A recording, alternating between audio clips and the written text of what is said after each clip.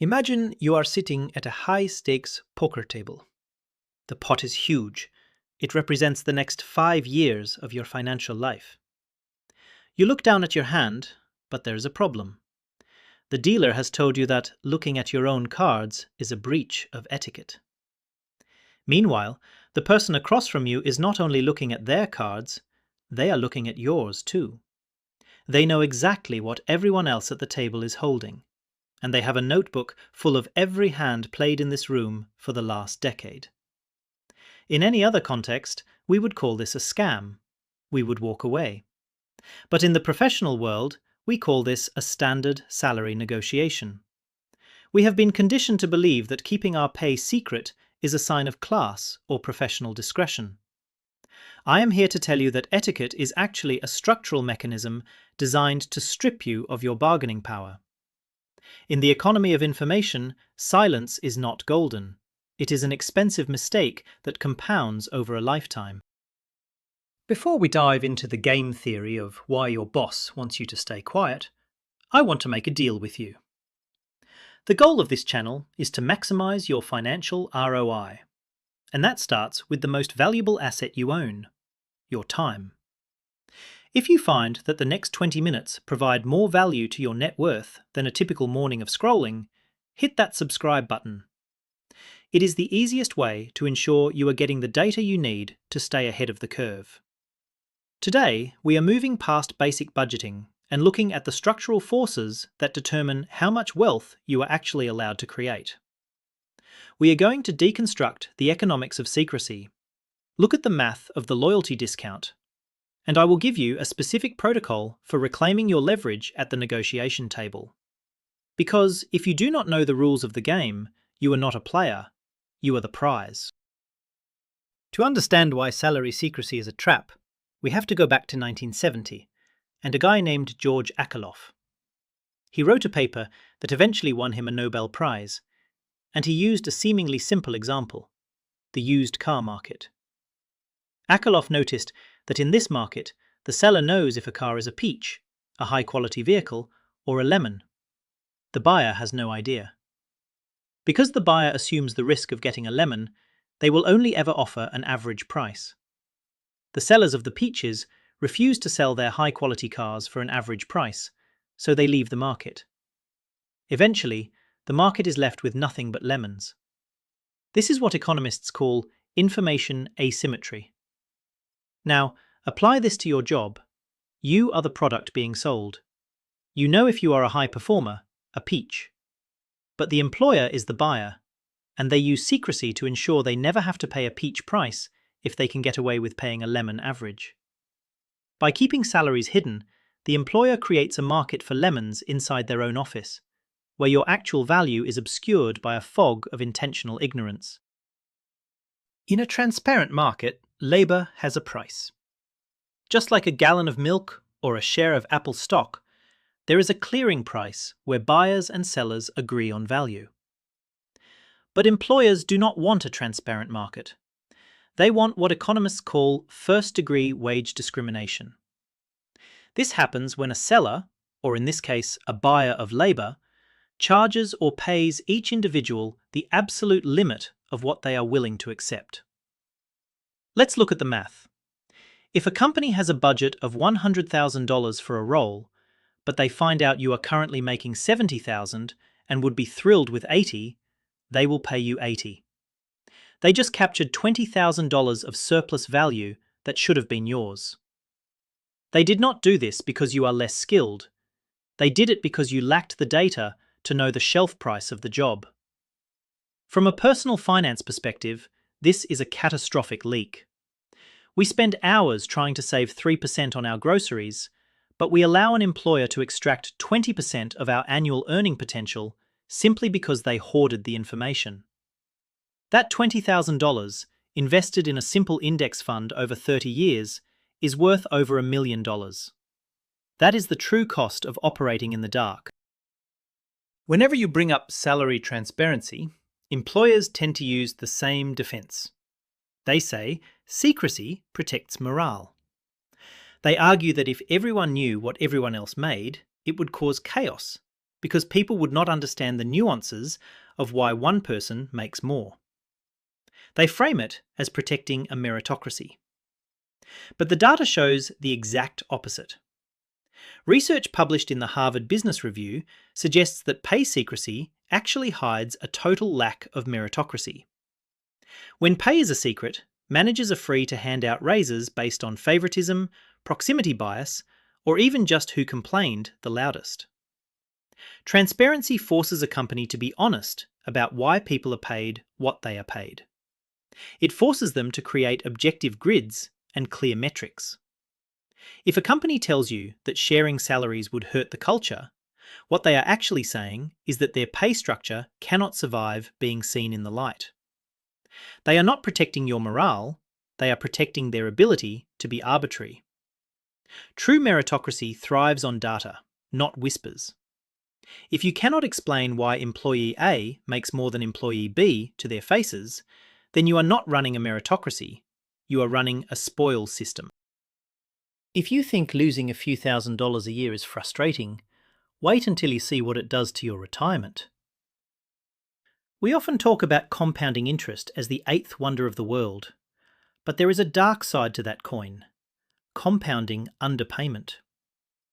A $5,000 deficit in your 20s does not just stay $5,000.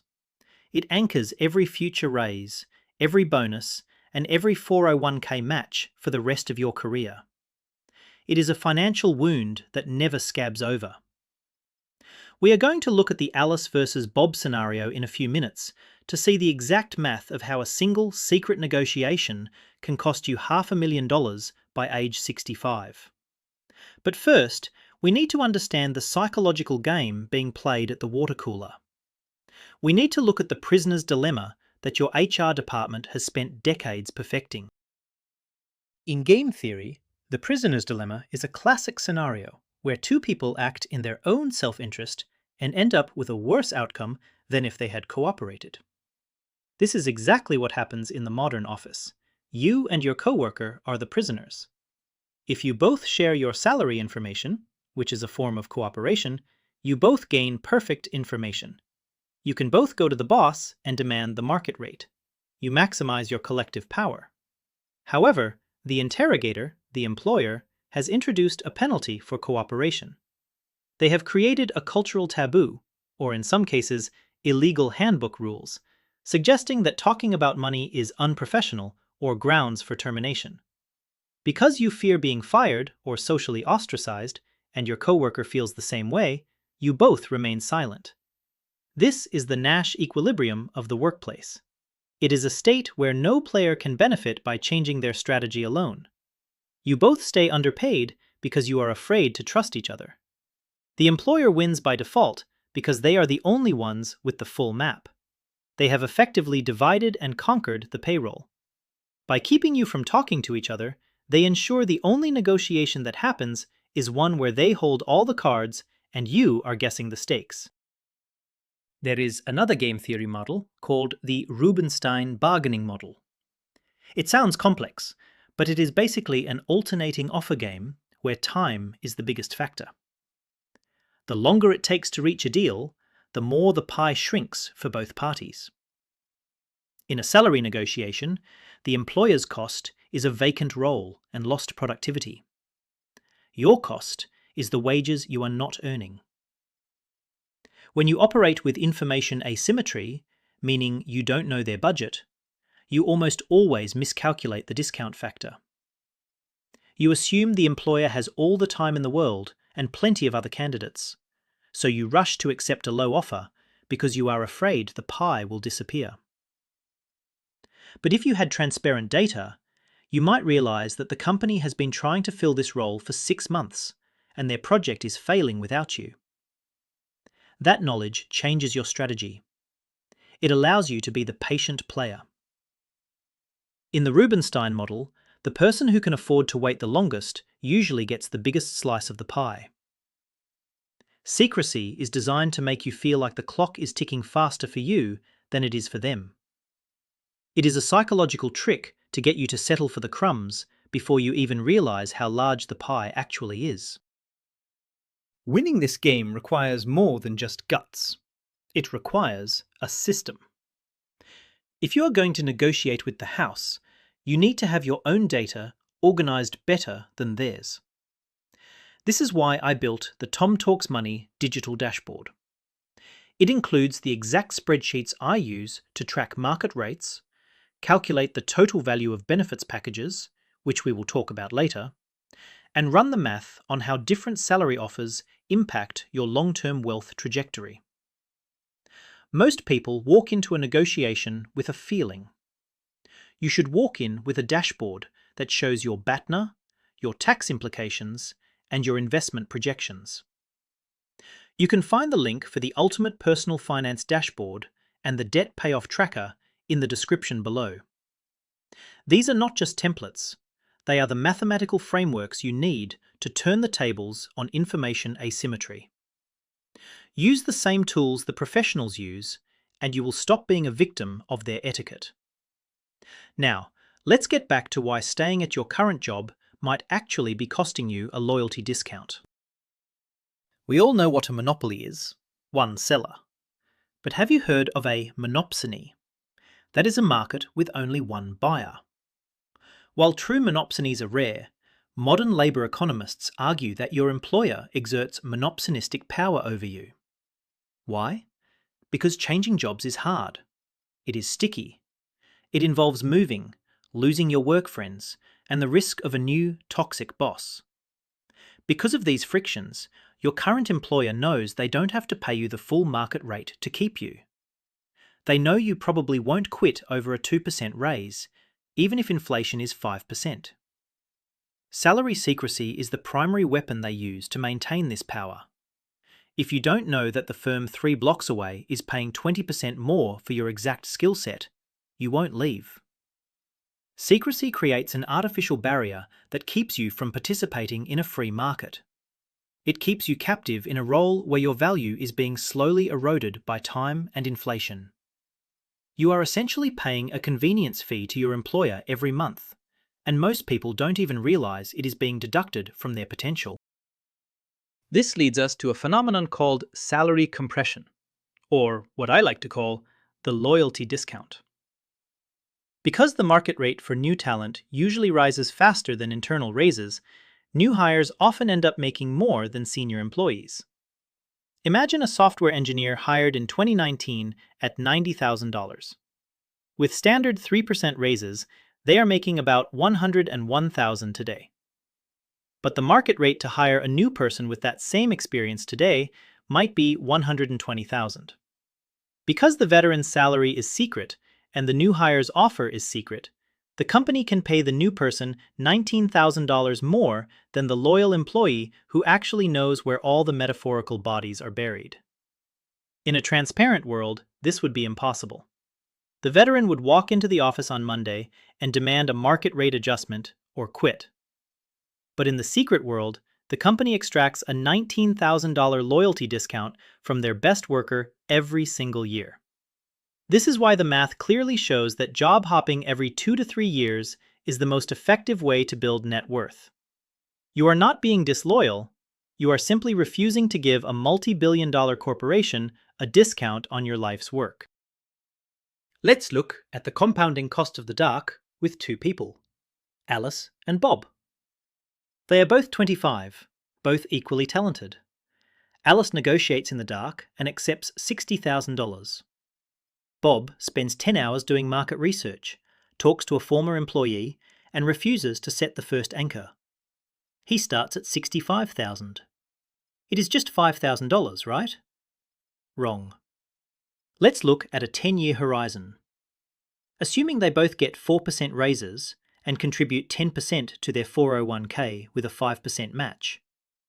By year 10, Alice is making $85,000, but Bob is making $92,000.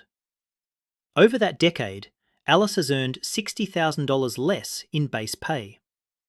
But here is the kicker. Because her 401k matches were based on a lower percentage of a lower base, her retirement account is already $30,000 behind Bob's. By the time they reach age 65, that initial $5,000 gap driven entirely by a lack of information on day one, will have grown into a $500,000 wealth gap.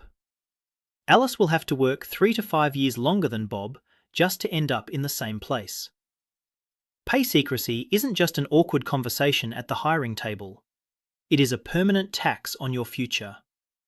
It is the difference between retiring in your 50s and working until you are 70. Information is not just power. It is literally time added back to your life. If you think the math for Alice and Bob is bad, we need to talk about why the game is even harder for some players than others. Information asymmetry does not hit everyone equally. When rules are hidden and numbers are secret, human bias rushes in to fill the gaps. This is where the negotiation game turns into something much more predatory. We are going to look at how salary history, the most common trap in the book, is used to import the discrimination of the past into your future.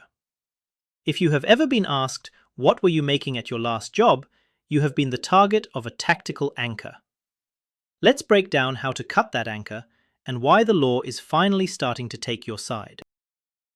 In negotiation game theory, there is a concept called anchoring. The first number mentioned in a negotiation becomes the mental hook that all other numbers swing from. Employers love to make you set the anchor.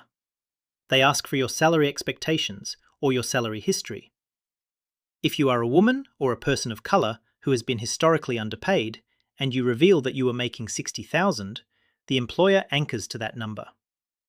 They might feel generous and offer you $68,000. Meanwhile, a male candidate who was historically overpaid anchors the conversation at $80,000 and gets offered $85,000 for the exact same job. Through this mechanism, salary secrecy allows a new employer to import the discriminatory practices of every boss you have ever had. It turns your career into a chain of underpayment. Research from the National Bureau of Economic Research shows that when wages are made transparent, these gaps shrink almost instantly. Why? Because you can't anchor a negotiation to a person's past when the role itself has a public price tag. Transparency changes the game from a poker bluff about your history to an objective transaction about your value. It stops the house from being able to charge different prices for the same work. So how do you fight back? The first step in your personal finance strategy is to neutralize the anchor. If you are in an interview and they ask for your number, do not give it. If you give a number that is lower than their budget, you lose. If you give a number that is too high, they screen you out. The winning move is to bounce the question back. I want you to memorize this script. I am focused on finding a role where I can deliver maximum value, and I trust that your company pays competitive market rates. Can you share the approved salary band for this position so we can ensure we are aligned? By doing this, you are forcing the house to show their cards first. If they refuse to give a range, it is a massive red flag. It means their entire business model relies on information asymmetry. In the modern world, especially with new transparency laws in places like New York and California, you have the right to know the range. Even if you don't live in those states, you can look up the same job title at the same company in a state that requires transparency. Use their own legally mandated data against them. Level the playing field before you even sit down in the chair. The final and most important piece of the puzzle is your BATNA, your best alternative to a negotiated agreement. In game theory, your leverage is directly proportional to your ability to walk away. If you have no savings and no other options, the employer has 100% leverage. They can sense your desperation and they will use it to lowball you. This is where financial literacy becomes a tactical weapon. Having a 6-month emergency fund is not just about peace of mind, it is about negotiation power. It gives you the psychological fortitude to say no to a bad deal. When you know the market rate and you have cash in the bank, your discount factor disappears. You can afford to be the patient player in the Rubenstein model. You can hold out for the extra $10,000 because you aren't worried about making rent next month. True wealth isn't just about what you own, it is about the autonomy it gives you to demand what you are worth. If you want to join a community of people who are optimizing these exact systems, click that join button below to become one of the optimizers. You will get priority replies to your data questions and help us keep this research going. The taboo against talking about money was never meant to make society more polite. It was a corporate invention designed to make labour cheaper. But the fog of war is lifting. Between new legislation, the technological democratization of data, and a younger workforce that refuses to play by the old rules, the great secrecy game is ending. When you embrace transparency, you aren't just helping yourself, you are fixing a broken market. You are making it so that compensation is based on skill and output, rather than who is the best at a game of high-stakes bluffing. Ultimately, information is the only thing that can bridge the gap between where you are and where you want to be. So, here is your homework. Go find 3 data points for your current role today. Check the transparency laws, talk to a trusted peer, or use the tools in the description. Then, tell me in the comments, without naming names if you want to stay anonymous, what is the biggest loyalty discount you have ever discovered? Let's treat the comment section as our own decentralized labour union. I am Tom, and this is Tom Talks Money. See you in the next one.